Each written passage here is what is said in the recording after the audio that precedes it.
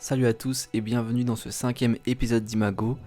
Un épisode très important pour moi car j'ai l'honneur de rencontrer Michel Oslo. Il nous partage son expérience en tant que réalisateur, des anecdotes sur ses films. Cet épisode a également été enregistré dans l'atelier même de Michel Oslo. Vous aurez donc la chance de voir les croquis originaux, les recherches, les décors qui ont servi à la réalisation de ces films. J'espère que l'épisode vous plaira. Bonne écoute.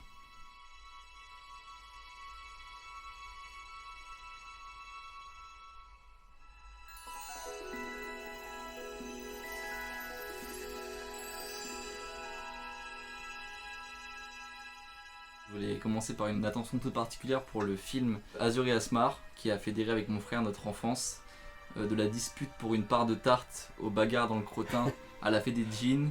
On connaissait les dialogues par cœur, et vos belles images nous imprègnent toujours. Et en tant que jeune dessinateur, je sens un profond héritage de votre travail. Je sens que votre trait, vos images vont imprégner ma façon de dessiner.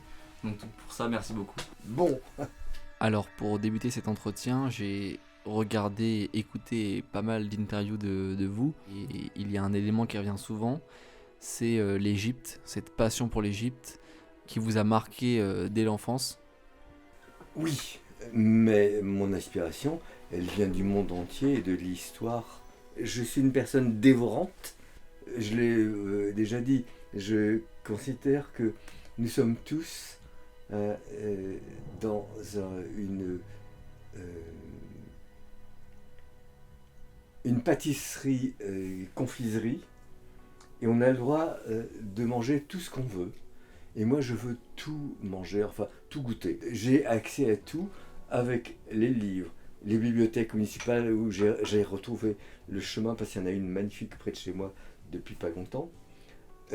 Avec Internet, on a accès à tout et tout m'intéresse, tout m'inspire. Il n'y a pas que l'Égypte, mais c'est vrai que la première année de mes études secondaires, j'ai découvert en cours d'histoire l'Égypte et ça m'a séduit pour toujours parce que c'est beau tout de suite, on n'a pas besoin d'explication.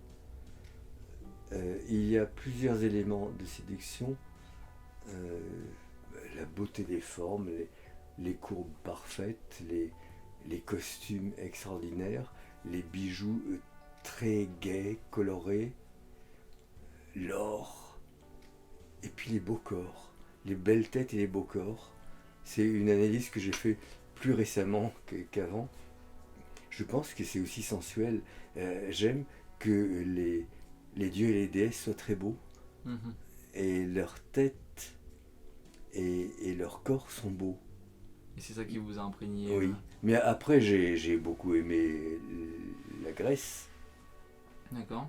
D'une certaine manière, c'est plus cassé que l'Égypte. Mais l'Égypte a duré 3000 ans et la Grèce a duré 300 ans. Donc il en reste moins, mais l'esprit est grec. Une perfection pas figée me plaît beaucoup. Et là, la beauté des corps est présente. Mhm. Et ensuite, il faut faire le tour de la Terre. Oui, Ouais, oui, il y a plein pour d'autres tout énumérer. cultures, bien sûr. Vous avez fait un film tout seul, en papier découpé, Les Trois Inventeurs, et c'est quelque chose qui est faramineux, parce que c'est un travail j'imagine très très long, avec une minutie, Oui. il faut beaucoup de patience. Est-ce que vous pouvez me parler un petit peu de comment vous avez... Ça fait partie de mes durs débuts. Euh, j'ai écrit un projet avec quelques images et je suis allé voir un producteur pour voir si ça l'intéressait. Si ça l'intéressait pas, je suis allé voir un autre, et puis un autre, et puis un autre, et puis un autre. J'en ai vu 25 qui n'étaient pas intéressés.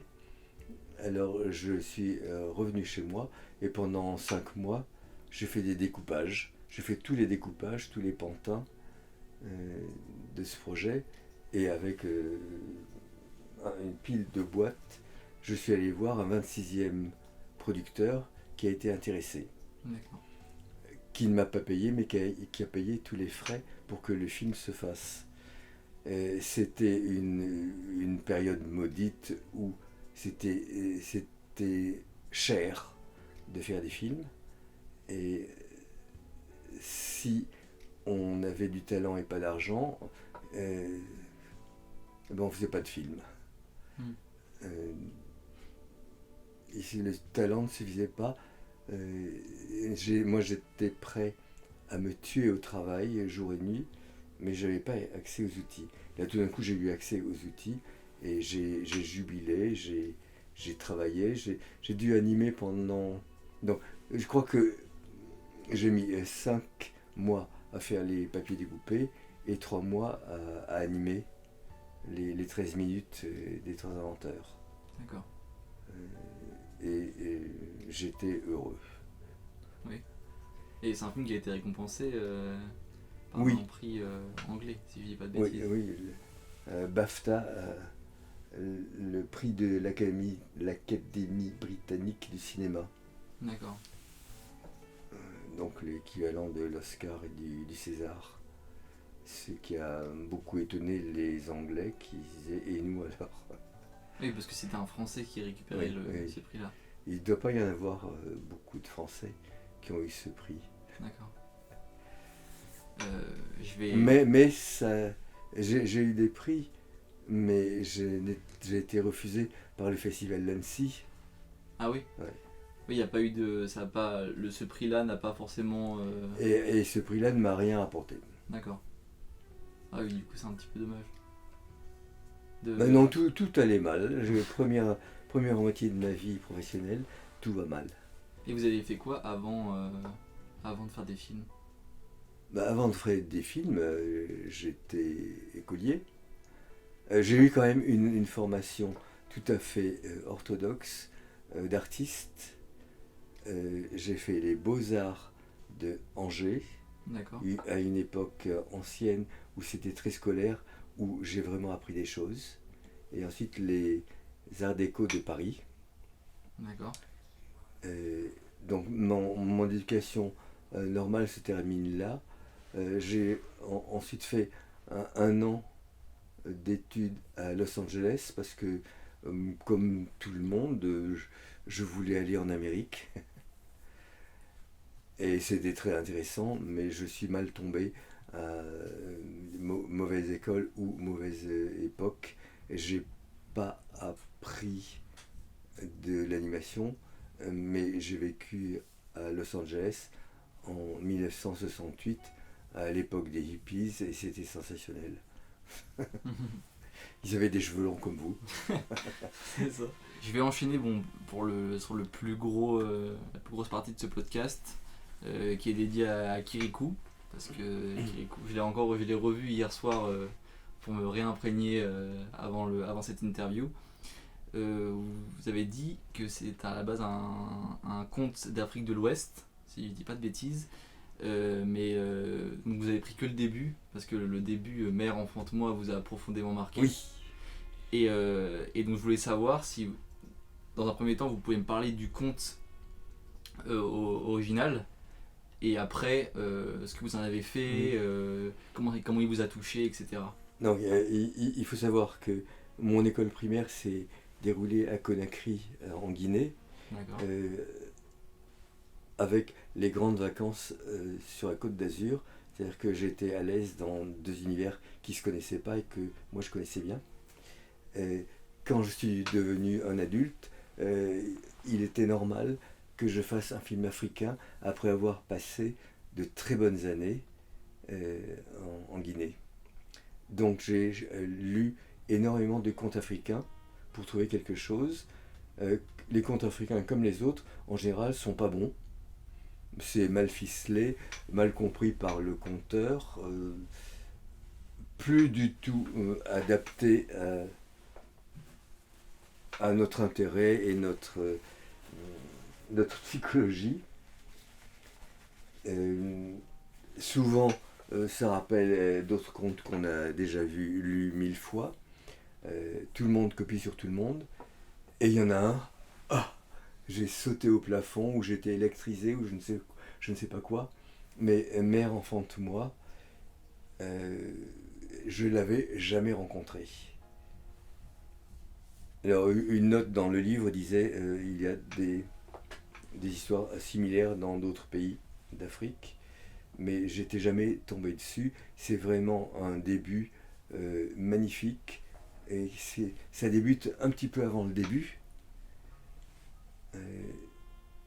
L'autre élément qui m'a séduit, c'est la mère qui ne panique pas. Mhm. Tu veux être libre, vas-y. Oui, c'est ça. L'autre élément, évidemment, qui m'a interpellé, c'est que l'enfant se lave tout seul, mais il savait aussi qu'en sortant de sa maman, il fallait se laver, ce qui était aussi africain, ce que les petits blancs ne savaient pas et que les petits noirs pouvaient savoir. Ensuite, ce petit enfant qui se lave tout seul, il jaillit de la calebasse et il court aider un adulte à combattre une sorcière. Tout ça, c'était sensationnel. Je l'ai gardé. Je me suis dit, là-dessus, je peux construire. C'est un départ magnifique qui me plaît en tout point. Alors, je l'ai peut-être un petit peu amélioré en gardant la mer. Dès que l'enfant sort de la mer, le conteur africain oublie que la mer existe. Et moi, elle m'intéressait beaucoup. Et donc, elle continue à être là. Bon, la sorcière, je l'ai fait un petit peu plus ogre que dans le conte original, mais enfin, c'est peu de choses. Et là où j'ai changé, c'est deux grosses erreurs du conteur. De même qu'il oublie très rapidement la mère, il oublie très rapidement l'enfant, et c'est un grand adulte qui a en plus beaucoup de pouvoir, autant de pouvoir que la sorcière. Ce que je trouvais sans intérêt, et ce qui est intéressant, c'est le petit enfant tout nu qui est un adulte et qui arrive. Et donc je me suis dit, le conteur a eu tort de ne pas utiliser cet enfant, je le garde jusqu'au bout. Et je le garde tout nu pendant tout le film. C'est aussi un élément africain de mon enfance, on n'a pas honte d'avoir un corps. Oui, là j'allais y venir après, mais Oui, c'est ce que oui, vous avez mais dit. ça fait partie de donc la séduction de cette histoire. Un petit enfant qui vient de sortir de sa mère, qui n'a pas le temps de mettre une culotte et qui continue comme ça. L'autre erreur, qui n'est pas une erreur parce que c'est comme ça qu'on fait, quand il y a une sorcière, on la tue. Donc le héros tue la sorcière. Et tout mon être s'est révolté. Et je me suis dit, après un tel début, pur et audacieux, on ne peut pas finir aussi moche. Et j'ai essayé d'être aussi pur et audacieux jusqu'au bout. Et la solution était assez facile. Il ne va pas la tuer, il va l'aimer. Et c'est beaucoup plus intéressant. C'est vrai. J'ai rajouté le grand-père pour, au moment où j'en ai besoin, il explique les choses. Oui, il les explique, mais pas trop. On voit bien qu'il s'est passé des choses terribles. Certains comprennent que c'est un viol collectif, d'autres pas. Et d'autres savent pas définir, mais sentent que ça va pas. On a demandé à une classe ce qu'on pourrait faire comme jeu vidéo à partir de Kirikou la sorcière, et ils ont dit retrouver les hommes et les tuer. Donc ils avaient compris le plus gros. C'est ça, voilà. C'était pas vraiment Karaba. Karaba est plus une victime que... Oui, oui. Un petit peu supplément qui peut être intéressant. Donc, avant Kirikou, j'étais plutôt chômeur qu'autre chose. Mais je continuais quand même à écrire et dessiner. Et cette histoire, je l'avais écrite, mais jusqu'à la transformation du petit Kirikou en héros idéal, comme le petit Kirikou désirait être, et le couple idéal qui s'étreint. Et c'était la fin de mon histoire. Mais c'était trop court pour faire un long métrage, donc j'ai dû demander à mon cerveau de faire un effort et de trouver 15 minutes en plus, et ce qui a encore enrichi l'histoire. c'est-à-dire le retour au village, où le héros pense que ça va être la fête, et c'est l'inverse. Oui, c'est ça. On veut lyncher la sorcière qui n'a plus de pouvoir. Et c'est seulement au retour des hommes qu'on se rend compte que Kirikou disait vrai. Oui, il y a l'autorité du grand-père C'est aussi. ça, voilà, qui vient qui vient affirmer expliquer, oui. les propos de Kirikou. Ouais. Il y a aussi une chose très intéressante, y compris pour les futurs scénaristes. Les idées viennent de partout. Les fétiches sont là pour économiser l'animation de Caraba. En dessin animé, c'est très difficile d'animer bien une femme nue pleine de bijoux. La femme nue est très difficile à animer. Les bijoux, on n'arrive pas à les reproduire sans qu'ils se mettent à gigoter d'une mauvaise manière, et on ne sait pas comment les colorier. Il y a trop de facettes. Et donc je me suis dit, on n'arrive pas à bien l'animer, on va l'animer bien, mais très peu. Et tout ce qu'elle doit faire, ça va être fait par des petites statues. Elles seront monstrueuses, ça veut dire que n'importe quel enfant peut l'animer. Et on va l'animer 4 par 4 au lieu de 1 par 1 ou 2 par 2. On aurait pu les animer 6 par 6. Ça aurait été peut-être mieux, mais je craignais un petit peu de faire trop bon marché. Mais ils sont de toute façon animés 4 par 4. Ils sont faciles à animer. Leurs pieds, leurs jambes ne bougent jamais, ils ne font que glisser en raclant désagréablement. Donc là, je gagnais beaucoup en animation. C'est très facile, plutôt rigolo à faire. Et en plus, c'était des personnages intéressants qui n'existaient pas dans le conte d'origine. C'est-à-dire, ils sont et rigolos et inquiétants. Les deux éléments sont intéressants. À la fin, j'y avais pas pensé, je me suis dit, mais les fétiches, ça pourrait être les hommes. Caraba n'a mangé personne. Et là, elle s'est vengée des hommes en les transformant en esclaves. Et c'est bien mieux comme vengeance. D'autant plus que elle déteste tous les hommes, et ceux-là, c'est pas ceux qui l'ont violée. Donc elle ne faisait que elle se vengeait en transformant les hommes en esclaves. Mais à partir du moment où la malédiction est levée, les esclaves redeviennent hommes. Et là, c'est tellement mieux qu'à la fin, il y ait les hommes et les femmes qui se retrouvent. Et je l'ai ressenti aussi très fort dans la comédie musicale sur scène. Et tous les soirs, enfin les soirs où j'y étais, j'étais vraiment ému quand les hommes venaient de derrière à travers la salle en jouant du tam-tam. C'était déjà très impressionnant, des hommes qui rentrent dans la foule et qui jouent du tam-tam en psalmodiant, et en face d'eux, les femmes qui les attendent. Mais c'était beau. Et c'était vraiment une fin que j'ai failli ne pas faire, et ça aurait beaucoup manqué. Ça aurait beaucoup manqué. Kirikou a changé votre vie, parce que c'est un film qui a été du coup très compliqué à financer, parce que c'était les débuts du long métrage d'animation en France, mais ça a profondément du coup voilà, après ça tout de suite ça vous a propulsé, ça s'est fait au bouche à oreille. Alors le film est terminé avec bien des difficultés, et il faut le distribuer, mais aucun distributeur ne veut d'un long métrage d'animation français, parce qu'on sait que ça va être un bide. Tout ce qu'on a fait auparavant, avec quelques rares exceptions, ça n'a pas marché.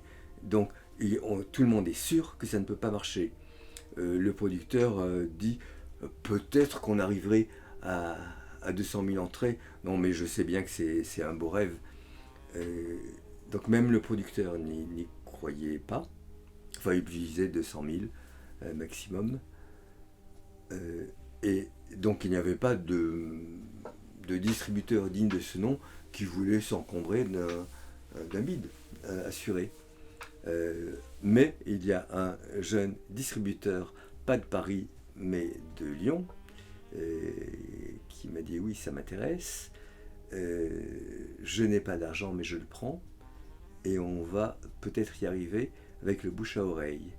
Et ce distributeur connaissait le territoire français et a invité des petits cinémas dirigés par des directeurs qui aimaient le cinéma. Il les a donc réunis et leur a dit voilà un beau film, on n'a pas d'argent pour faire une publicité normale. Ce qu'on peut faire, c'est tenter le bouche à oreille. Ça veut dire qu'il faut avoir du courage. La première semaine, il y aura presque personne dans les salles. Il faut quand même tenir. La deuxième semaine, il y en aura plus, mais pas beaucoup plus. Il faut quand même tenir. Et pour laisser le temps au bouche à oreille de se faire. La troisième semaine, il y a eu plus de monde. La quatrième semaine, il y avait plus de monde. La cinquième semaine, on faisait la queue devant les cinémas. Et au lieu de faire 200 000 entrées, on a fait 1 500 000. Ouais. Et c'est une très belle histoire. Et puis, je l'ai vécu en sentant le succès qui arrivait, les gens qui venaient, qui en parlaient autour d'eux. Il y a aussi les journalistes qui sont venus le voir, bien que ce soit un long métrage d'animation français, et qui en ont bien parlé. Parce qu'au début, la promotion, c'était uniquement des affiches dans les cinémas, c'est ça ? Oui, il n'y avait que des affiches dans le cinéma, il n'y avait rien en ville, il n'y avait aucune annonce presse et aucune bande-annonce. Et il n'y a vraiment que le bouche à oreille, c'est-à-dire un pays où il y a des directeurs de salles qui aiment le cinéma et qui sont prêts à prendre des risques pour sortir une belle chose. Et de l'autre côté, des spectateurs. Il y a des gens qui sont intéressés par le cinéma, même si ce n'est pas un blockbuster américain. Il y en a. Oui, c'est ça. Ce qui change tout. Alors tout le monde me dit ça ne peut plus arriver maintenant, j'en sais rien, mais c'est arrivé. Pour moi, ça pourra arriver de nouveau.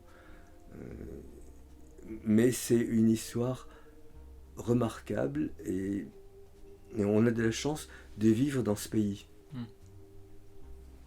Et par rapport à, là on a parlé de la distribution, par rapport à la conception, est-ce qu'il y a eu des difficultés je me suis notamment noté qu'il y a un storyboarder qui avait un petit peu détruit le film, ou encore au France Télévisions. Alors la chose, c'est que d'abord, c'est Didier Brunner qui m'a dit arrête de perdre ton temps avec la télévision.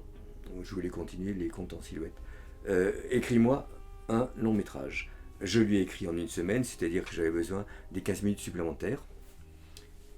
Je lui ai fait des modèles et il a dit oui à tout. L'histoire, les modèles, les femmes torse nu comme elles étaient quand j'étais petite.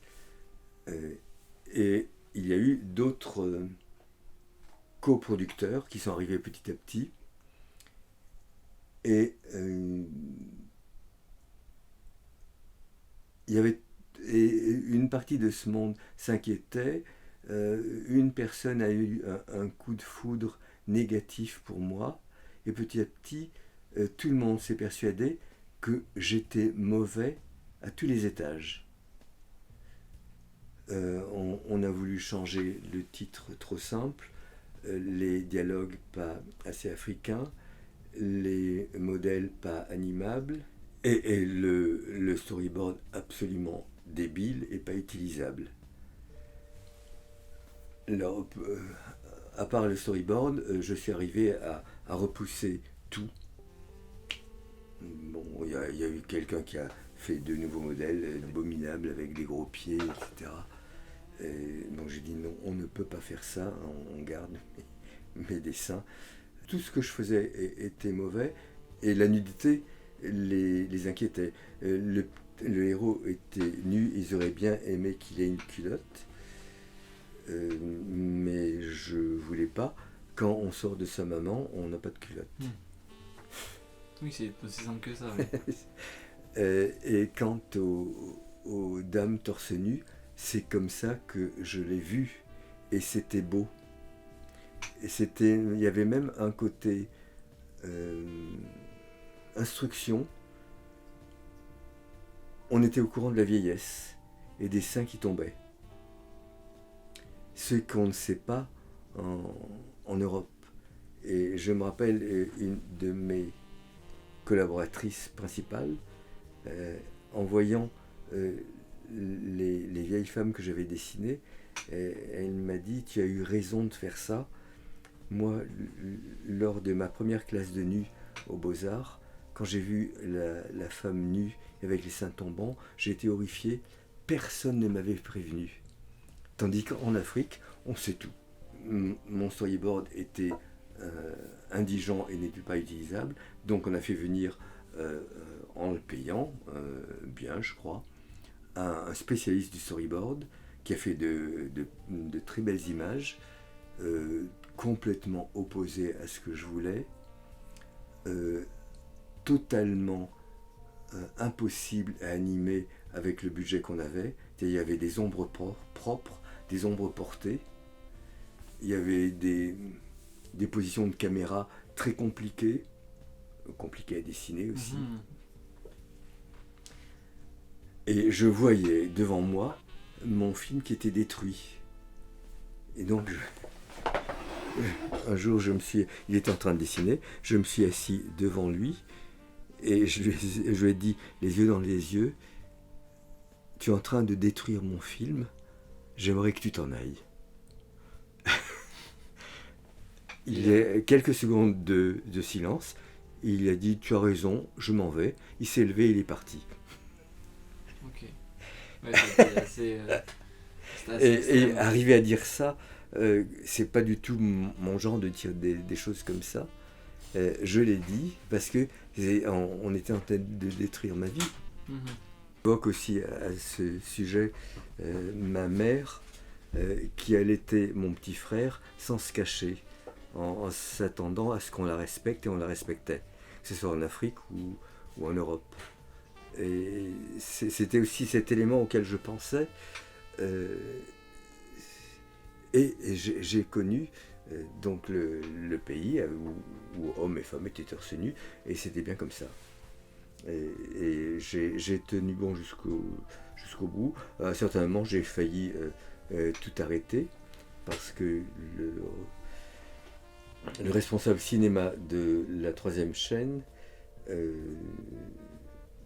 nous a dit, après avoir vu les 2 tiers qui étaient déjà faits et entendre tout ce que j'avais à dire sur les femmes habillées normalement, elles ont un pagne et des cheveux, des bijoux, des cheveux bien arrangés, des bijoux, surtout quand Caraba les a pas pris.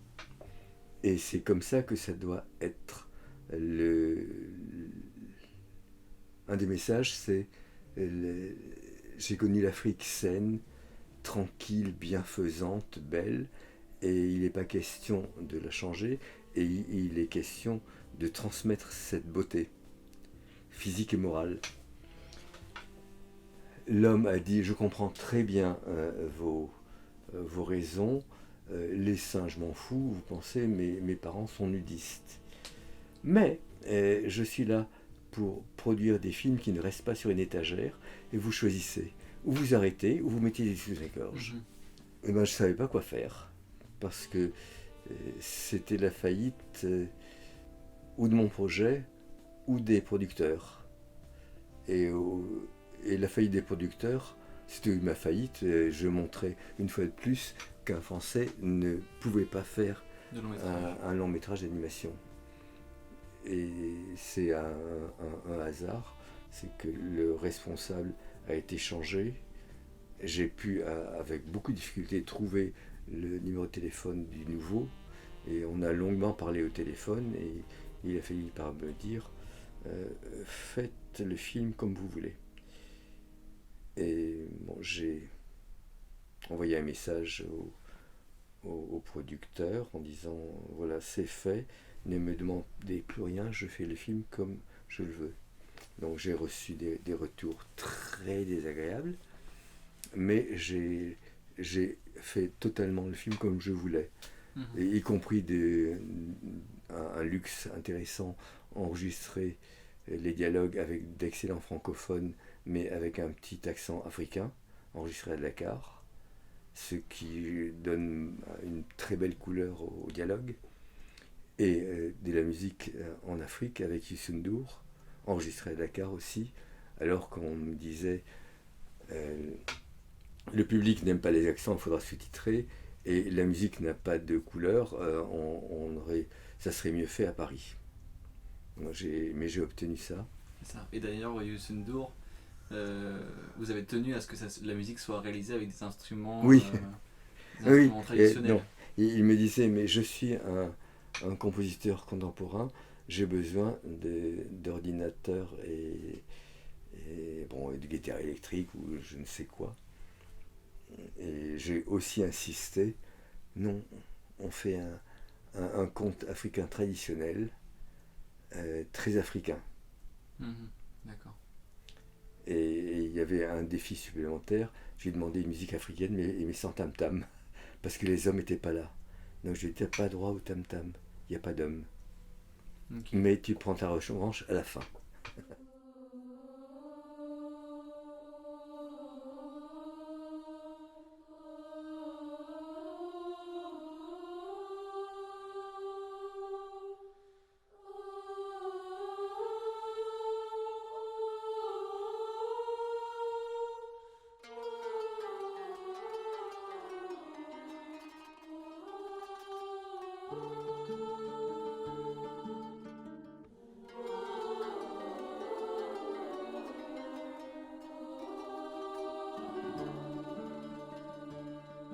C'est qu'on parle de Azur et Asmar une dizaine de minutes. Oui. Et je m'étais noté que c'était un film qui était important dans mon enfance et qui a marqué, je pense, beaucoup d'enfance. Quel a été le déclencheur de ce nouveau film avec le numérique Le numérique, c'est venu automatiquement après. Parce que tout d'un coup, j'avais accès aux outils et j'ai voulu goûter à tous les outils. Et je me suis dit, il faut se mettre à la 3D. Et ça s'est très bien passé, il n'y a aucun problème. Mais l'histoire est venue d'une manière très austère. J'ai voulu une histoire qui me tienne autant au cœur que Kirikou. Et je me suis dit, qu'est-ce qui me tient au cœur, aux tripes en ce moment? C'est l'hostilité quotidienne en France. Tous ces gens qui ne s'entendent pas et qui devraient s'entendre. Alors j'ai mis le projecteur sur toutes les différences imaginables, hommes, femmes, vieux, jeunes, installés, émigrés, chrétiens, musulmans. Et c'est le point de départ, c'est ici et maintenant l'hostilité quotidienne. Et c'est pas rigolo comme sujet, mais je suis arrivé à en faire un conte de fées. J'avais d'une part le désir de faire une chose qui me tient aux tripes et qui est très importante pour tous les pays. D'autre part, j'avais bien l'intention de faire parallèlement un enchantement. Je désirais enchanter les gens. C'est deux choses un peu différentes que j'ai mis ensemble. Et petit à petit, j'ai trouvé l'histoire. J'ai pensé évidemment aux chrétiens, aux musulmans, aux installés et aux émigrés. Les émigrés en France, pour une majorité d'émigrés en France, viennent du Maghreb. Donc je me suis dit, je vais faire quelque chose de Maghreb. Je préférais le faire en Perse parce que c'est une grande civilisation, mais je suis français et les émigrés sont maghrébins. Mais je suis conscient de l'existence d'une culture qu'on a oubliée, l'islam quand il était brillant et ouvert. Donc je vais en parler. Donc il y avait le nord et le sud, la Méditerranée entre, Donc j'ai pris un représentant pour le nord, un représentant pour le sud, très classique, le nord blond aux yeux bleus, le sud cheveux noirs aux yeux noirs. Puis petit à petit j'ai construit les choses, j'ai pensé aux éléments féeriques, j'ai pensé aux très beaux décors, ce qui est facile.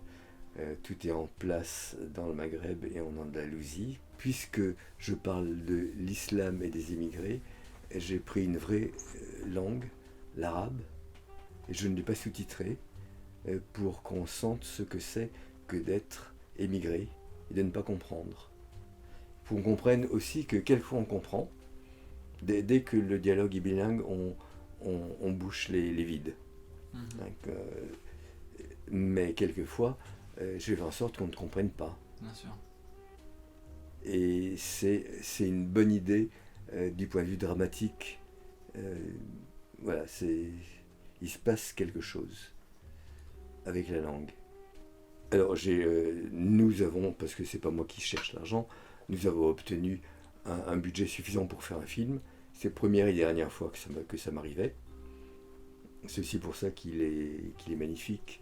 J'avais de quoi le faire. C'est ça, voilà, là, je m'étais noté qu'il y a un travail. Les décors de Kirikou sont beaux, mais ceux de Azur et Asmar m'ont particulièrement marqué parce qu'il y a une richesse, c'est super coloré, on va dans le détail, dans la minutie.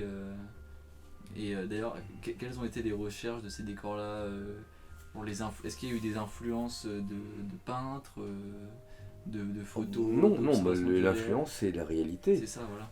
C'est tous les livres et aussi toujours Internet sur le Maghreb et l'Andalousie. Et j'ai rajouté quand même, mine de rien, un peu de Perse parce qu'on ne fait pas mieux. Le palais de la fée des djinns, c'est la mosquée bleue d'Istanbul, mais je l'ai tout recarrelé avec des carreaux de Perse. C'est plus raffiné. Kirikou, ça a été un petit peu chaotique entre les producteurs et les storyboarders. Comment ça s'est passé à Azur et Asmar? Après Kirikou, j'ai décidé de produire moi-même le début. C'est-à-dire, j'ai écrit de mon côté comme d'habitude, et j'ai engagé 8 personnes sur ma cassette, installées ici. Je décroche les portes et je les mets sur des tréteaux. D'accord. Et ça fait des tables. Je mets le sofa ailleurs. Et on a fait un layout à l'ancienne. Chaque plan sur un format A3, crayon sur papier, avec de très beaux dessins. D'après mon storyboard, car en général on agrandit la photocopieuse de mon storyboard et on décale par-dessus un meilleur dessin plus exact. C'était un magnifique travail avec 8 personnes qui ont fait du beau travail à l'ancienne, et j'ai fait un bel animatique avec plusieurs comédiens, dont moi, mais il y avait plusieurs comédiens. Et une fois que le film a été établi pour toujours sur l'animatique avec tous les dialogues, j'ai décidé d'aller voir un producteur pour continuer, parce que je ne suis pas capable de trouver de l'argent pour faire un long métrage. Du coup, tout le layout de la pré-production a été payée par moi. A été fait ici. Oui. Et c'était sympa. On s'entendait bien, on mangeait ensemble. Voilà. Et j'ai l'intention de recommencer. Je pense que je vais faire sans attendre un court-métrage que j'ai envie de faire et commencer sans attendre. Ce court-métrage sera ou notre livraison comme Pharaon et compagnie, un spectacle cinématographique avec 3 moyens-métrages, ou un court-métrage un peu long avant un long-métrage. Là, j'ai pas encore décidé du dernier volet, mais j'en ai déjà 2. Ah, vous avez déjà 2. J'ai deux moyens-métrages, donc je vais faire tout de suite. D'accord.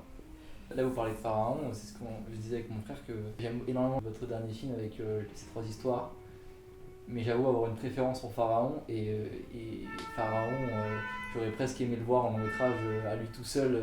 Oui. Il y aurait eu plein Mais je pense que c'est une bonne durée pour ne pas émousser l'émerveillement. Je ressens très fort les durées idéales d'une histoire.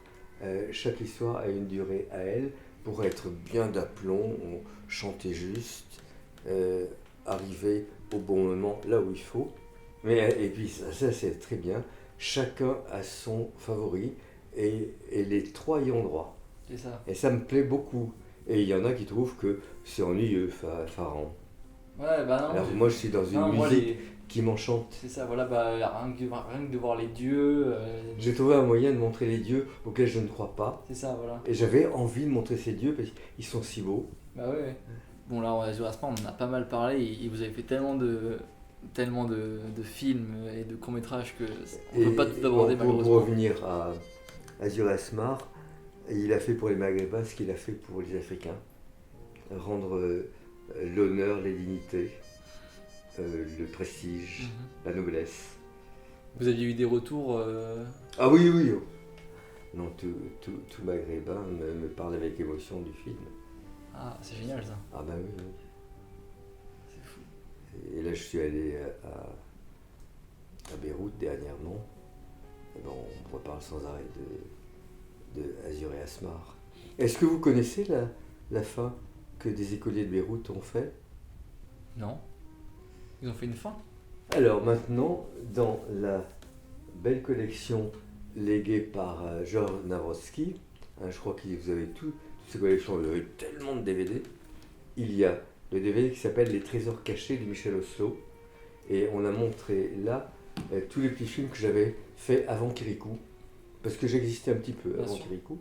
Ça c'est une très bonne idée, ils auraient tous disparu. Et il y avait deux choses que vous ne pouvez pas placer dans mes souvenirs. Je venais de faire un vidéoclip pour Björk, alors je l'ai mis, un court-métrage de plus. Et puis j'ai montré l'avenir, c'était pas du tout avant Kirikou, c'était bien après. Des enfants, une professeure a demandé à ses élèves d'écrire une suite à Azur et Asmar. Et ils ont écrit plusieurs suites.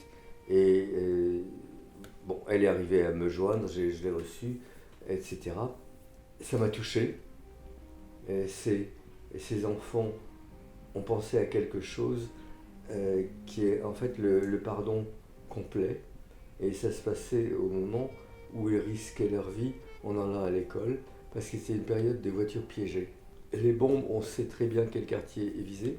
Les voitures piégées, on ne sait pas. Et au moment où j'ai écrit au directeur de l'école, le directeur de l'école venait d'envoyer des messages à ses élèves pour dire ne venez plus, c'est trop dangereux. Mais il a envoyé une photocopie de ma lettre à tout le monde, une lettre illustrée. C'était impossible de faire une suite à Azur Asmar dans la technique Azur Asmar, elle est trop chère. Mais je voulais absolument le faire. C'était pas montrable, c'était 10 minutes qu'on ne peut pas comprendre si on n'a pas vu Azur Asmar, mais qui ne peuvent pas être collés à Azur Asmar, c'est pas fait pour ça. D'accord. Et donc, c'est pas possible de le tourner. Je l'ai tourné, mais en animatique, noir et blanc, et ça marche. Et pour la distribution, je l'ai mis dans le DVD. Des souvenirs de Michel Oslo, et ça c'était le futur, avec les enfants. J'ai demandé aux comédiens s'ils voulaient bien revenir gratuitement pour les enfants de Beyrouth, ils ont dit oui. J'ai demandé à Gabriel Yared s'il pouvait refaire gratuitement une musique pour les écoliers de Beyrouth, il a dit oui. Le producteur a trouvé des arrangements pour que ce soit pas cher. Moi évidemment je ne me suis pas fait payer. Et on a fait un petit truc très émouvant. D'accord. Ça s'appelle L'invité aux noces et c'est dans ce DVD. Est-ce que vous pouvez m'en dire, sans trop m'en dire Non, c'est tout, il faut le regarder. Non, là j'en ai dit assez. En plus, j'explique tout avant le film. D'accord. Donc j'en dis plus que ce que je viens de vous dire. Voilà, en tout cas, tout est expliqué. D'accord. Je m'étais noté qu'il y a une grosse thématique sur laquelle j'aimerais qu'on parle, sur la poétique de la silhouette. Ce qu'on prend pour mon style, c'est la pauvreté. Et ce que j'ai fait en papier, que j'ai aimé, je l'ai fait en papier parce que j'avais pas l'argent pour faire autre chose. Et la silhouette noire, je cherchais une manière de faire du cinéma malgré mon incapacité à trouver de l'argent. Et en faisant un atelier pour les enfants et en pensant que la silhouette, ça serait assez bon pour eux, j'ai découvert que c'était sensationnel, et que c'était facile à faire, et que c'est la manière la moins chère pour faire de l'animation. À mon avis, que ce soit en numérique ou en papier. Donc ça, c'est le point de départ. Ensuite, j'ai pris goût, parce que c'est magnifique. Que ça soit pas cher, c'est toujours intéressant. Et pour Pharaon et compagnie, il y a un des contes qui est fait en silhouette parce que ça me plaît, mais aussi ça venait très bien pour un budget insuffisant. Qu'un des 3 contes soit pas cher. Mais je l'ai fait par goût. Cette silhouette qui est quand même un peu austère va bien avec ce conte un peu ténébreux, un peu dur. Et j'ai l'intention de continuer à en faire par-ci par-là. Je trouve d'ailleurs Conte, on en parlait juste avant, Conte qui m'a fait beaucoup penser à Azur et Asmar, le petit garçon qui va jeter sa balle lorsqu'il retire son couvre-chef. On a l'impression de voir la chevelure blonde d'Azur, son père qui est très sévère. On retrouve le père d'Azur. Il a le même chapeau parce que c'est le Moyen-Âge, et c'est le chapeau du Moyen-Âge, le chapeau de Louis XI, qui revient dans les notes de Viollet-le-Duc, qui aimait tellement le Moyen-Âge. Et voilà, donc j'avais bien conscience d'utiliser le même chapeau, mais je ne le trouvais pas mieux. Et puis, surtout quand le père est relativement jeune, le chapeau est très agressif. Oui, c'est ça. 20 ans après, il s'est un peu amolli. En effet, il y a 2 pères qui se ressemblent et qui sont désagréables, mais le père du Beau Sauvage, c'est un monstre. Est-ce que vos idées de décor et d'illustration d'images viennent en silhouette? Non, quand je me mets à faire storyboard des modèles, je sais très bien si c'est de la silhouette ou pas. Et le modèle, il montre un peu plus que la silhouette, mais il est fait pour être colorié en noir. Et le storyboard aussi. Et il faut en effet le faire en le sachant, parce qu'il y a des choses qui ne se voient pas, et il faut se méfier.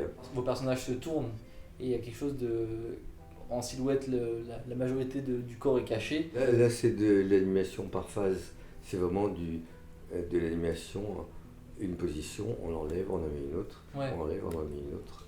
Quand il tourne, dans le premier, Prince et Princesse, qui s'appelait d'abord Cinécie, où c'est vraiment du papier découpé à contre-jour, c'était des phases. J'animais la tête qui tournait. Dans Dragons et Princesses, qui ensuite s'est appelé Les Contes de la Nuit, c'était le logiciel 3D Maya, mais où on animait des plaques, sauf quand on en avait besoin, on faisait une tête en 3D.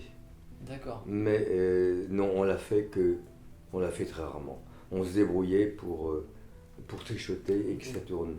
Du coup, vous avez fait Prince et Princesse en papier. Oui. Sur banc titre. Oui.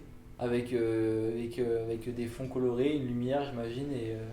C'est ça, un canson avec de l'aquarelle et en dessous des ampoules. Ça peut être un travail de minutie, c'est admirable. Des suites de Kirikou, je ne sais plus où elles se situent dans votre filmographie par rapport à Azur Asmar. C'est en même temps. C'est pour ça qu'il y a 2 réalisateurs. Il y a Bénédicte Galup qui travaille avec moi depuis le début, depuis Cinécie, Prince et Princesse. Parce que j'ai eu l'occasion de faire les 2. Et j'ai fait les 2. D'abord, quand on m'a dit tu vas faire un Kirikou 2, j'ai haussé les épaules.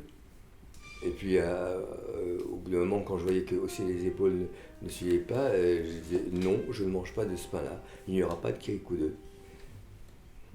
D'autant plus que c'était impossible de faire une suite, parce qu'à la fin, Kirikou est habillé, grand et marié.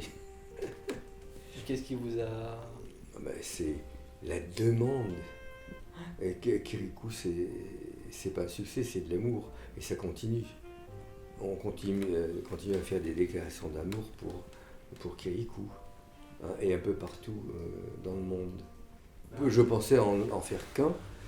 À partir du moment où j'ai dit oui, j'étais tout à fait d'accord et j'étais heureux de retrouver Kirikou, et c'est un vrai Kirikou. Et maintenant, des années après, je suis très content d'avoir été forcé par le peuple, C'est ça, voilà. parce que ces histoires, elles sont bonnes, et je les aurais jamais racontées si on ne m'avait pas forcé. Et puis après, cette fausse suite à Kirikou, la demande a continué. Et j'ai fini par en faire un deuxième. C'est ça. Dont je suis content aussi. C'est au beau milieu du film, Kirikou et la sorcière. Il y a une sorcière, on n'a pas encore rencontré le grand-père, on ne sait pas que ce n'est pas une vraie sorcière, mais on sent bien que c'est une femme intéressante, que Kirikou est intéressée, et on sent qu'il se passe quelque chose en elle. Et la dernière histoire de Kirikou, les hommes et les femmes, au lieu de faire taire le village, elle se met à chanter avec le village, sans quitter le pas de sa porte, mais elle chante, et c'est une très belle fin. C'est-à-dire que tout le village, et toutes les calebasses, et toutes les râpes à manioc jouent en mettant la même musique. Et par exemple, pour le Kirikou et les bêtes sauvages. Mais on me demande un 4? Kirikou 4. Ah oui, oui. Et ça, c'est hors de question, c'est... Non, il faut que je fasse autre chose. Moi, je suis content d'avoir fait ces 3 moyens métrages. 3, ça sonne bien, je trouve. Ça sonne bien, dans les contes, c'est un chiffre qui satisfait. C'est ça, voilà. 2, c'est trop symétrique. 4, c'est bancal. 4, on commence à en avoir marre. C'est ça. On a compris le système. Pour Kirikou et les bêtes sauvages, le personnage de Kirikou est inspiré d'un conte africain. Oui. Et donc pour la suite, c'est ces 3 histoires avec la hyène, la balade sur la girafe, Oui. et Kirikou Potier. C'est des histoires... Non, ça c'est complètement inventé. Bien sûr. Il n'y a aucune liaison avec des contes traditionnels. Et j'ai là des gens qui m'aident à trouver des histoires, parce que j'étais à sec. J'avais dit tout ce que je voulais avec Kirikou et la sorcière, et j'ai demandé des scénarios à droite et à gauche, en disant que j'allais quand même tout refaire. Donc le chiffre est exact. On m'envoie 50 scénarios, je trouve 5 idées. Ok. Et ces idées, je les maltraite comme pour les contes traditionnels. J'oublie le conte d'origine, je garde ce qui m'a touché. Je prenais la matière qui me plaisait et j'en faisais ce que je voulais. Il me semble que Kirikou et les hommes et les femmes, il est animé en 3D. Oui, avec MacGuff de nouveau. C'est ça. Parce que je sortais de faire Azur et Asmar, je trouvais que la 3D c'était très bien, mais par contre Kirikou c'est un dessin gouaché. Donc MacGuff m'a proposé de le faire en 3D et de faire un faux traçage qu'ils avaient bien mis au point, qui existait déjà mais qu'ils ont amélioré. Donc l'apparence c'est un dessin gouaché, et les réalités c'est de la 3D, et je trouve que c'est très beau. En vrai c'est très réussi, mais j'avoue quand même avoir une préférence...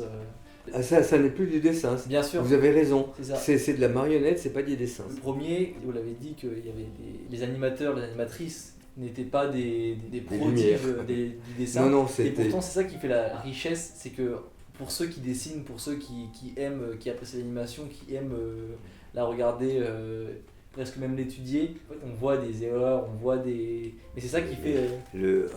Un plan sur 2, aujourd'hui, je ne l'accepterai pas. Mais ça me fait plaisir que vous sentiez une différence entre quand même la marionnette informatique, ouais, qui est parfaite. Je vends 30 originaux de Kirikou, de la fabrication de Kirikou et sorcières, aux enchères. D'accord. Pour l'Ukraine. Ah. Et on pourrait y aller ensemble. Enfin, je vais aller de toute façon à la vente, parce que j'ai jamais vu ça de ma vie. C'est Michel Hazanavicius qui a décidé, parce que c'est un brave type, de faire quelque chose pour l'Ukraine. Donc d'une part, moralement, encourager les cinéastes, et puis modérément apporter un petit peu d'argent.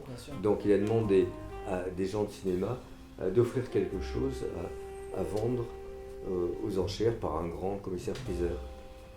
Donc il y a diverses choses, dont 2 qui donnent leur César.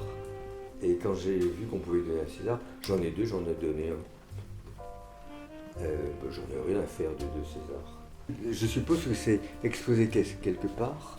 Et il y a des dessins qui sont beaux, d'autres des petits verrouillis. Mais je pensais que ça se ferait plus ou moins pierre par pièce, mais le commissaire-priseur a décidé que c'était un seul lot. Et je pensais qu'il y avait des petits dessins que n'importe qui aurait pu s'offrir, et puis des gros pour les gros. Étant attaché au dessin, j'aime. Oui, je suis très content que vous fassiez la différence. J'aime autant le 3e que les 2 autres, mais quand il s'agit de revoir un Kirikou, je privilégie le 1 et le 2 parce qu'il y a cet attachement au dessin. La 3D est belle, mais elle est presque trop belle. Oui. Moi j'aime bien la perfection, mais ça me touche que vous voyez la différence. Mais dans le premier, c'est quand même de bric et de broc. Le grand-père en prend un coup, de temps en temps il n'a plus de nez, souvent il se gonfle, il se dégonfle suivant qu'il fasse ça. Kirikou a un poignard, puis il n'y en a plus, puis il y en a un. C'est pas vrai, mais en vrai. Et ça se voit pas. Oui, c'est ça. Dans Le Beau Sauvage, quand il est beau sauvage, il a un joli bracelet de feuilles sur l'avant-bras. Et dans le film, quelquefois il l'a, quelquefois il ne l'a pas. Toute l'équipe l'a vu 50 fois, personne ne l'a vu. C'est ça. Et je l'ai découvert dans le livre où ça se voit plus. Parce que tu tournes la page et puis il n'y a plus rien. Pour le livre, ça me vexe et j'assume très bien pour le film parce que je ne l'ai pas vu et je continue à ne pas le voir si je ne fais pas attention. Parce que l'histoire nous touche et on regarde le visage du beau sauvage et pas son avant-bras. Bon, il y aura sûrement des enfants qui le repéreront. Bon, par exemple, dans La princesse des roses, le prince des beignets, à la fin il y a la caravane des chameaux et on arrive aux princes et princesses magnifiquement habillés. Il y a un flou de déplacement mal géré et par 2 fois un petit enfant m'a dit « Pourquoi ils sont flous à la fin les chameaux ?» Et donc j'envisage d'interdire ces projections aux enfants, hein, c'est intolérable.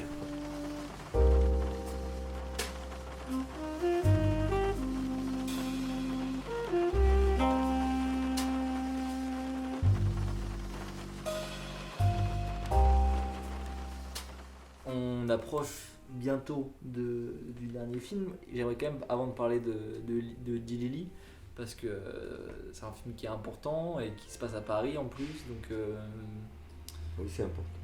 Et en plus, il traite de sujets d'autant plus importants. Et donc, est-ce qu'on peut parler un petit peu de Dilili quelle a été la genèse de ce projet-là? Comme Azur Asmar, c'est un début très austère, très sérieux.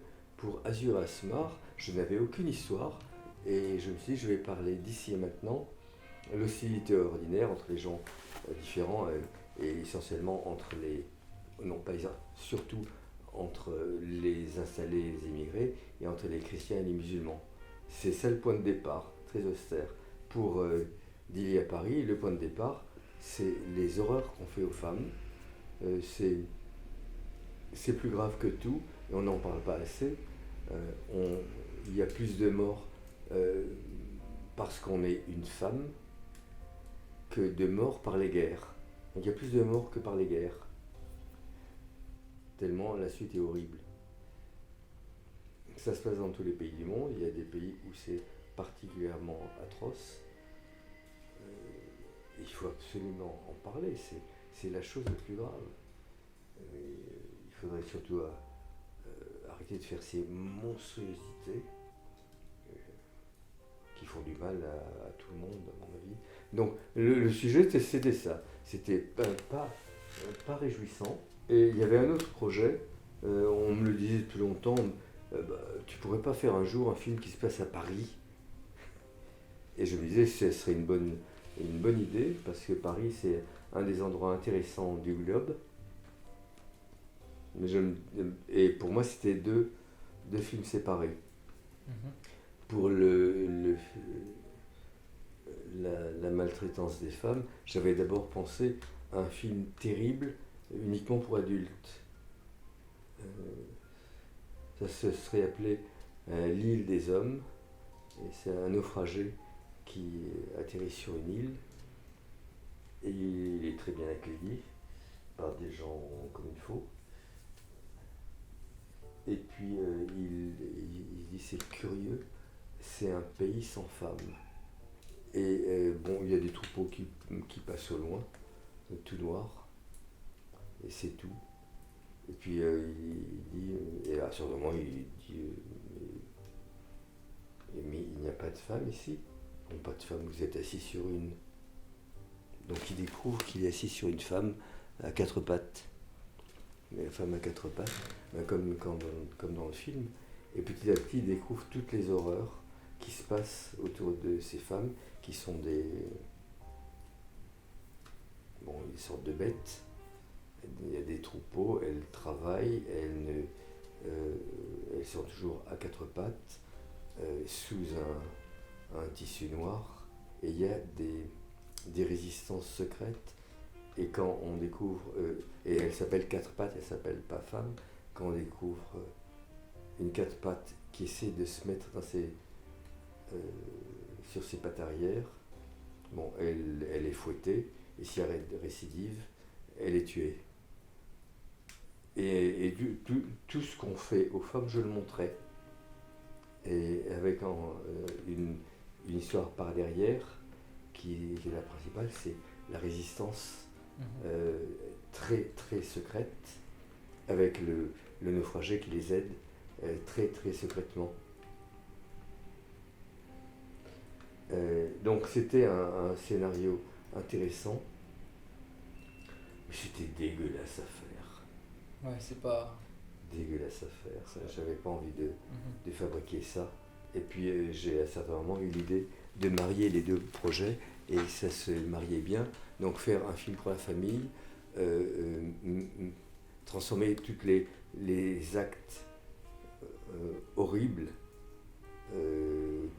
qu'on trouve dans plusieurs livres, en particulier La moitié du ciel, par des grands journalistes américains, qui fait un peu le bilan de l'Afrique et de l'Extrême-Orient. C'est effrayant. Donc dire tout ça, c'est juste un symbole pour montrer les femmes déjà à quatre pattes, c'est une bonne idée sur laquelle on s'assoit, et les filles qu'on éduque à obéir et à marcher à quatre pattes. D'un côté, et de l'autre, la civilisation occidentale dans ses bons côtés. Et c'est deux sociétés, il faut choisir la société, une société où une moitié piétine l'autre, et une société où tout le monde grandit ensemble et fleurit. Donc voilà le point de départ, qui est pas drôle du tout. C'est ça. Ensuite, j'ai choisi 1900. Paris c'était d'accord, ça allait mettre en parallèle deux choses et faire ressortir l'une et l'autre. C'était en fait très bon. Ils allaient très bien ensemble, ces deux projets. J'ai choisi 1900 pour une raison frivole, c'est intéressant. Petit à petit, le hasard nous amène à des idées. C'est le dernier moment où les femmes portent des robes jusqu'à terre. Et c'est beau. À mesure que les robes raccourcissent, ce ne sont plus des reines et des princesses. Ça ne fait plus rêver, ça ne fait plus une très belle silhouette, comme Vénus de Milo ou Sarah Bernard. Voilà pourquoi j'ai choisi 1900. Et comme d'habitude, je me suis renseigné, je me suis documenté, je me suis aperçu qu'il y avait un génie à tous les coins de rue. C'est incroyable. Le nombre de gens doués qui se trouve dans les 20 ans autour de 1900. Le nombre aussi d'étrangers.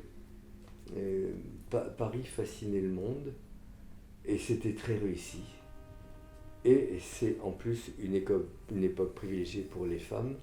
Elles s'affirment. Et il y a la première prof d'université, enfin la première lycéenne, c'est sous Napoléon III. La première prof d'université, la première médecin, la première avocate, la première chauffeur de taxi, et ainsi de suite. Les premières, c'est autour de 1900, le début du XXe siècle, et on voit des personnages extraordinaires, comme les trois que je mets ensemble, Marie Curie, Louise Michel et Madame Curie. C'est des personnages énormes qui... Louise Michel, on voulait la faire taire, mais on n'est jamais arrivé à la faire taire. Seulement, c'était une époque où c'était mal vu de tuer simplement les gens qu'on ne voulait pas. Donc ils sont... D'abord, elle a été bagnarde à l'autre bout du monde, et puis quand il y a eu une amnistie pour arrêter l'affaire Dreyfus qui n'en finissait pas et qui détruisait la France, elle est revenue et personne n'a pu lui fermer la bouche. Elle a continué à faire des conférences incendiaires jusqu'à la fin de sa vie. On ne l'a jamais fait plier. Madame Curie, c'est un des grands scientifiques de la science. Elle a travaillé, elle était dévouée à la science, passionnée, elle a trouvé l'amour. Elle est venue en France parce que dans son pays, les femmes n'avaient pas droit à l'éducation. Mais tout ça, ça a atterré beaucoup de gens. Et ces trois personnages, je les ai mis ensemble parce que je les aimais bien, en me disant, je fais du dessin animé, je fais ce que je veux qu'elles se rencontrent. Et ce qui est beau, c'est que, en fait, elles se rencontraient. Et je ne le savais pas. Je suis tombé sur une lettre de Louise Michel à Sarah Bernard, disant ma chère Sarah, je n'ai pas pu passer hier vous faire une bise parce que je partais pour Londres.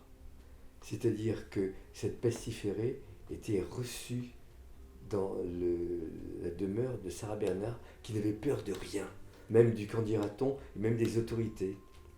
Aujourd'hui, une vedette n'oserait pas faire ça, recevoir ce genre de pestiférée qui faisait peur à tout le monde et qui pouvait faire beaucoup de tort à sa carrière. Eh ben, elle avait tous les culots. Et elles étaient assez intimes parce que Louise Michel était en train de lui écrire une tragédie et elles en étaient à discuter des costumes. Mais tout ça ensuite s'est perdu dans les divers remous. Louise Michel avait écrit aussi un ou des opéras. Parce qu'elle jouait, elle écrivait, elle jouait du piano, elle inventait. Donc, Louise Michel et Sarah Bernard se fréquentaient. Incroyable. Mais c'est incroyable. La superstar mondiale qui reçoit une pestiférée qui fait peur à tout le monde. Et elle dépendait quand même du public énorme et des imbéciles et de tout le monde. Et la superbe Sarah Bernard, elle a fait des représentations pour réunir de l'argent pour les recherches de Madame Curie, qui est allée dans sa loge la remercier. Donc ces trois individus sensationnels se parlaient. C'est extraordinaire. Ça, c'est vraiment bien. Ça m'a émerveillé. Alors j'ai gardé dans le film Dilly qui dit « j'aimerais bien que ces trois-là se rencontrent » et Macalvé raisonnablement dit « c'est une très bonne idée, mais tu sais, il y a des étoiles dont les trajectoires ne se croisent pas. » Et je l'ai écrit avant de savoir. Mais je l'ai laissé. C'est une belle phrase. Mais seulement, ces étoiles se sont rencontrées, se sont croisées. Et par rapport à Dili, là, dans cette intention de montrer Paris, il y a eu un parti pris de on va pas chercher à représenter Paris, on va montrer Paris. C'est des photos, c'est des Oui, alors reconstitutions. je voudrais montrer des choses très réelles, le mal que les hommes font aux femmes. Et de l'autre côté, des choses très réelles. Tous les figurants du film sont des célébrités. Les seuls pas célèbres, c'est juste le héros et l'héroïne. D'accord. Tous les autres, c'est que des gens qui ont existé et qui continuent de faire du mal, du bien, qui continuent de faire du bien, d'une part, et je montre Paris, et c'est Paris que j'ai photographié pendant que je faisais le film. Et ce Paris existe, c'est beau, C'est ça. donc rassurez-vous, le beau existe. Et c'est pour ça que je l'ai fait en photo. C'est pas des jolies aquarelles pour montrer un Paris romantique, c'est des photos. On a simplement enlevé avec Photoshop ce qui était trop contemporain. Oui, Mais c'est le seul maquillage qu'on ait fait. mais c'est quand même un parti pris qui est osé en vrai de faire ce choix-là. De Et mettre des- c'était une évidence.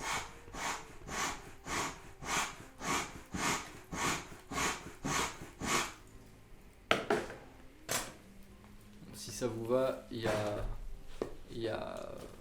on va passer à votre dernier film parce que j'aimerais aussi du coup que vous me parliez de, si vous pouvez m'en parler un petit peu sans trop m'en dire, Oui. de ce qui se passe encore après. Alors, Dili a été lourd à porter avec cette histoire, avec exceptionnellement des choses qui se passent mal dans le tournage, des gens pas à leur place sans qu'on le dise. Et tout a été lourd, le fait aussi que ça n'ait pas eu le succès escompté. Mais je pense que ça continuera à tourner, parce que Paris c'est increvable, et hélas, la malfaisance continue. Et tenace aussi, ouais. Alors, et je me suis dit, maintenant je passe à autre chose. C'est ça. Je Bah, fais des courts-métrages. C'est ce que J'aime ça. C'est ce que je m'étais noté, il y a le retour, comme vous avez dit là, le retour au conte après un sujet lourd et le retour des histoires courtes. Je veux passer au court-métrage, faire des choses plus légères. Je suis bien conscient des longueurs des histoires.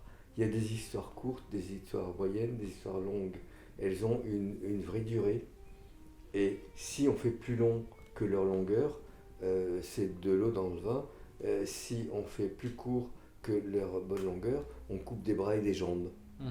Et l'animation se prête très bien à des durées courtes parce que c'est très concentré et très maîtrisé. Donc tout ça, c'est en faveur du court et moyen métrage. C'est la première fois que je faisais des moyens métrages d'ailleurs.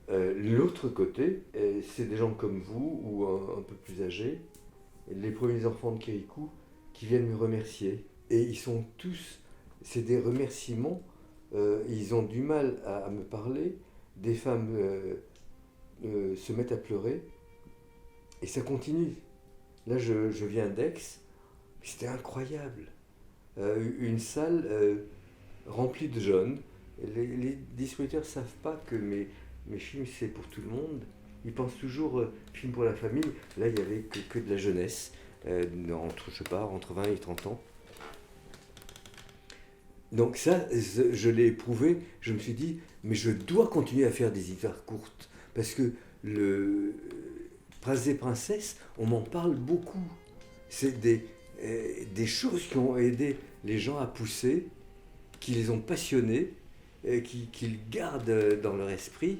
Vraiment, ouais. Et je me dis, mais j'ai le devoir de faire d'autres courts-métrages. D'une part, je pense que les courts-métrages, c'est aussi intéressant que les longs. Et d'autre part, il y a tout ce retour qui m'estomaque, qui montre que je dois en faire d'autres. Voilà, donc j'en ai fait 3, et chacun vient d'une manière différente.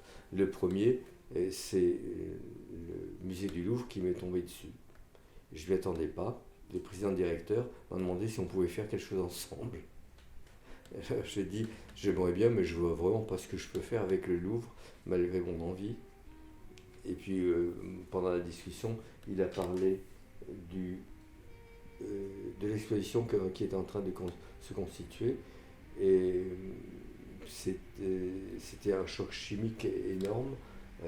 Deux choses qui sont moi. La fascination de l'Égypte antique. D'autre côté, l'Afrique noire.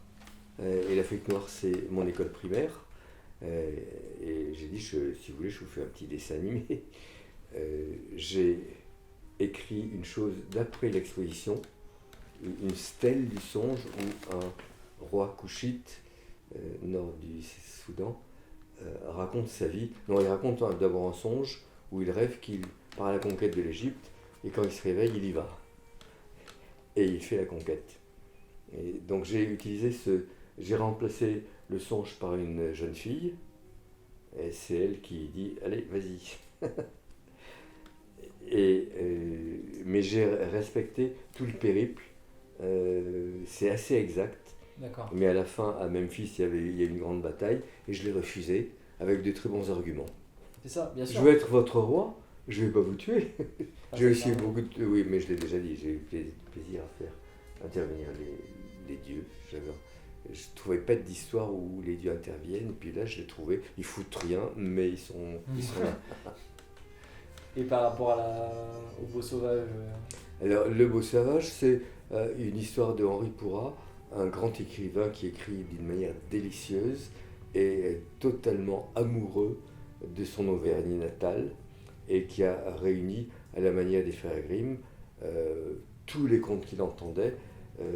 Je crois qu'il avait aussi des problèmes de santé. Il devait rester à la montagne, et il participait, il faisait parler les gens, participait aux veillées, et je crois qu'il en a réuni, je ne sais pas, 1 millier. Et on s'y sent, c'est vraiment agréable, on sent qu'on est à la veillée, et c'est bien écrit, mais avec un parfum de feu de bois.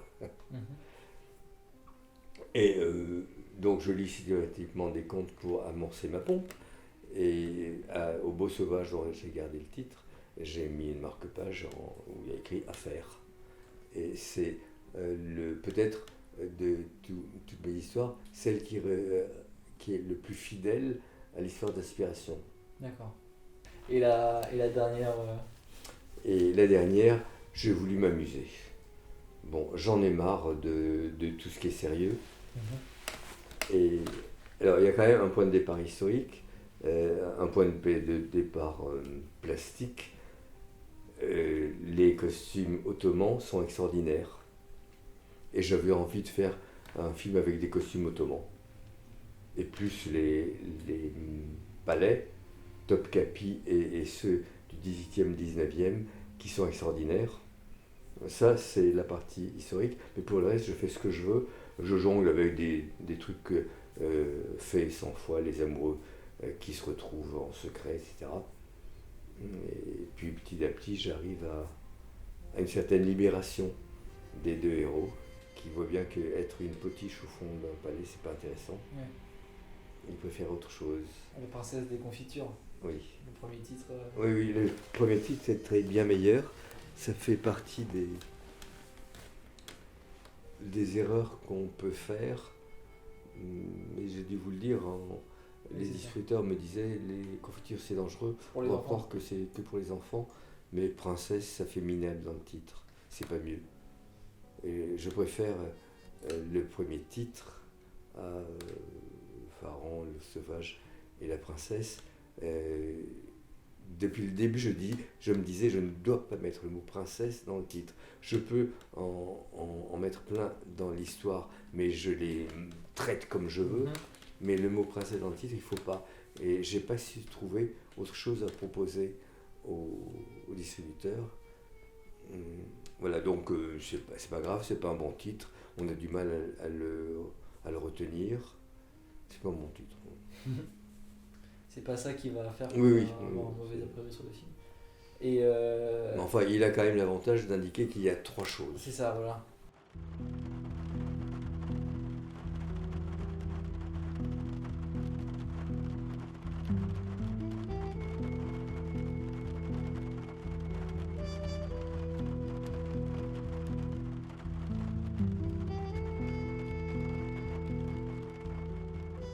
Vous dites que vous n'arrêtez jamais de travailler et qu'il y a toujours trop d'idées, d'histoires à raconter. Et est-ce que vous avez déjà...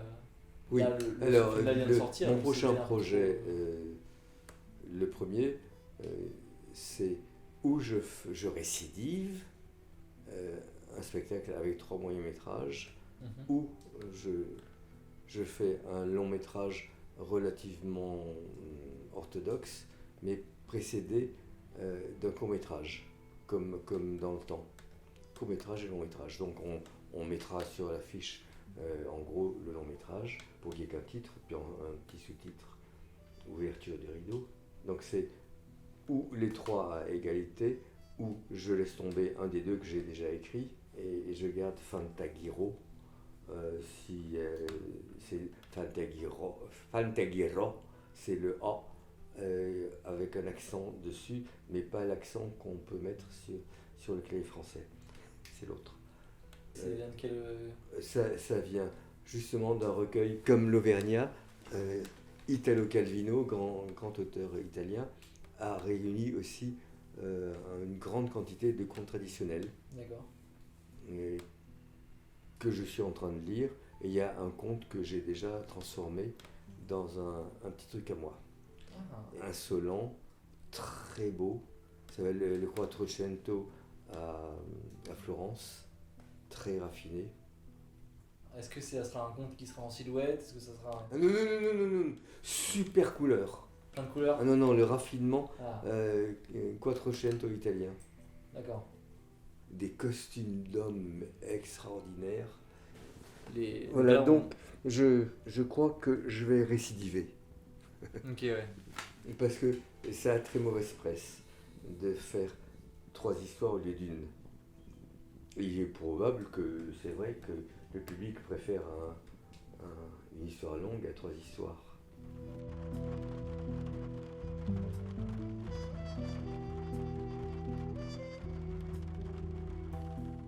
Est-ce que vous auriez un conseil à donner pour un jeune créateur parce que je pense qu'il y a plein de jeunes dessinateurs, de jeunes réalisateurs de films. Et il faut déjà donner une constatation, c'est mieux qu'avant. Aujourd'hui, l'animation est à la mode, ça n'est plus le dernier des métiers. Les gens trouvent du travail. Est-ce que quelquefois ils me disent oui, mais c'est pas très intéressant ce que je trouve. Mais en tout cas, à peu près tout le monde a du travail. Donc c'est très différent de ce que moi j'ai vécu. Et je suis content pour ceux qui commencent aujourd'hui. Moi j'y suis arrivé parce que je suis bêtement honnête. J'ai des sentiments, je ne les cache pas et je veux faire du bien. Je fais produire de la beauté et faire du bien. C'est ça, c'est ce que vous aviez dit dans l'interview l'Institut française du Maroc, si je dis pas de Ah oui. bêtises, l'importance de travailler pour le plaisir. Je m'étais noté ça. Oui, c'est Il primordial. y a- pour vous c'est- je le dis aussi à propos de la tolérance. Non, je veux avoir du plaisir et je veux en donner, y compris quand on travaille. Est-ce que vous auriez une recommandation culturelle, quelque chose que ça soit de l'ordre d'un film, d'un livre, qui vous a touché récemment et que vous aimeriez partager Le dernier film d'animation que j'ai vu et qui m'a plu, c'est Joseph d'Aurel. Ce qui me plaît, c'est qu'il y a une histoire qui veut dire quelque chose, qui est arrivé, un artiste qui a résisté et qui est arrivé, ça me plaît beaucoup. Je trouve qu'il ne faut pas oublier les mauvaises choses qu'on a faites et qu'on ne doit pas refaire. On a très mal accueilli les Espagnols qui échappaient au massacre des gens de Franco. On les a mal accueillis, on en a fait des camps où on ne les respectait pas. Donc l'histoire m'a pris. Il y a aussi l'exécution est très intéressante. C'est du dessin, on le cache pas. Les dessins de ce Joseph, on les montre, on les anime pas. Et il y a les dessins de Aurel, l'auteur, qui sont un peu différents, qu'on anime quand on peut, et quand on peut ne pas l'animer, on n'anime pas. Et l'ensemble me va. Et la manière de le transmettre, d'une manière assez simple, et ne trichons pas. Bon, c'est du dessin, on n'a pas les budgets d'Hollywood, et on fait le film. Et ces deux éléments me plaisent. C'est ça, ouais. Il y a une économie de moyens qui a son charme en fait dans l'animation. Ah oui. Et puis ça me parle aussi, parce que j'ai toujours été comme ça. Oui, c'est ça. Ah oui, autre chose. Allez voir l'hôtel de la Marine. C'est un nouveau musée. Alors on va se dire, oh, des beaux intérieurs XVIIe siècle, on a déjà vu, c'est pas la peine. Non, c'est une création de musée complètement contemporaine, intelligente, d'une grande beauté. Et c'est un nouveau musée, différent des autres, qu'il faut aller voir. D'accord, c'est à Paris du coup. C'est à Paris, c'est place de la Concorde. D'accord, très bien. Et c'était en fait le garde-meuble royal, c'est-à-dire que c'est là qu'on faisait le design de tout ce qui a suivi, tous les meubles 17e, 18e siècle qui ont envahi le monde, c'est là qu'ils étaient conçus. Donc c'est surtout ce côté-là qui est intéressant. Et à la fin de la visite qui est très bien organisée, il y a aussi un musée de très belles choses prêtées par un des hommes du pétrole avec du goût. Okay. Donc ça, c'est une nouveauté qu'il ne faut pas rater. Nickel. Je suis content, j'ai trouvé quelque chose. Et puis tout à fait culturel. On a un film et un musée, c'est parfait. Parce qu'on ne pense pas aller voir un musée quand on est à Paris, bon, puis un petit musée de plus. Non, c'est une chose intéressante à voir. Ça marche.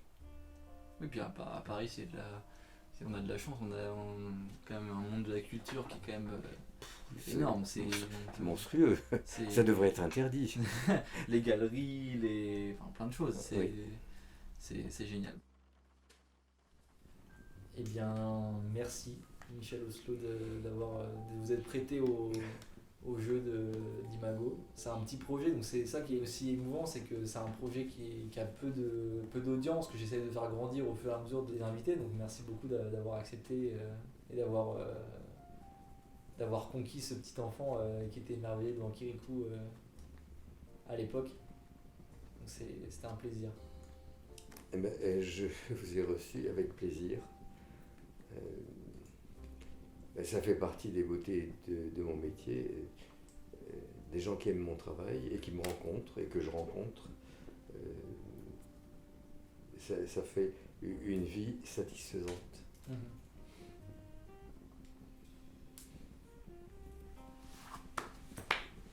Merci beaucoup.